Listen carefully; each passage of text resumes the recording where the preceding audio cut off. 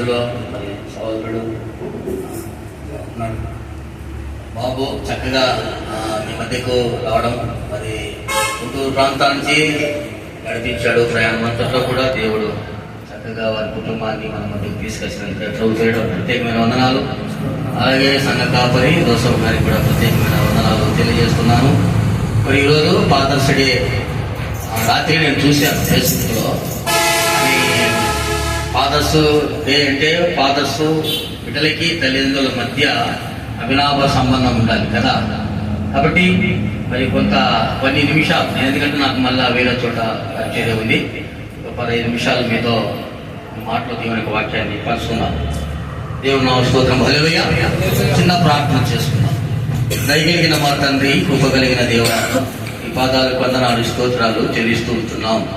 ఇదిగో ప్రభువా, ఈ యొక్క తండ్రి ప్రభు బ్లడ్ ఆఫ్ జీసస్ క్రైస్ట్ యొక్క ప్రార్థనా మందిరాన్ని మీరు మమ్మల్ని తీసుకొచ్చినందుకు నీకు వందనాలు. నా తండ్రి ప్రభు సంఘ కాపరి సహోదరుడు, నా తండ్రి ప్రభు సన్ని విన్ని ఈ కుటుంబం, నా తండ్రి ప్రభు సిస్టర్ అక్కగారు కూడా, నా తండ్రి ఈ సంఘాన్ని నా ప్రభు నీ బిడ్డలు ఎంతో ప్రయాసపడి నడిపిస్తున్నారు దేవా.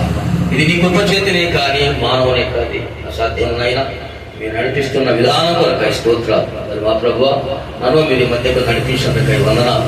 మరి మా ప్రభు నీ బిడ్డలతో సంఘముతో రోజు కొన్ని విషయాలు నా తండ్రి మాట్లాడుకొనిచుండగా ఈ పరిశుద్ధాత్మ రీతిగా మీరు మాతో మాట్లాడమని దీవించమని యేసయ్య పరిశుద్ధ నామమున ప్రార్థించడి వేడుకొనుచున్నాం తండ్రి. ఆమేన్. దేవుని పరిశుద్ధ గ్రంథం నుండి ఎఫెసీయులకు రాసిన పత్రిక 5వ అధ్యాయము కొన్ని విషయాలు ధ్యానం చేసుకొని ఉంచుకుందాం. ఎఫెసీయులకు రాసిన పత్రిక 5వ అధ్యాయము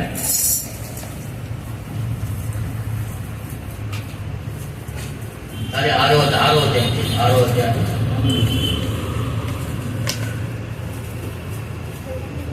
ఎఫెసీయులకు పత్రిక 6వ అధ్యాయం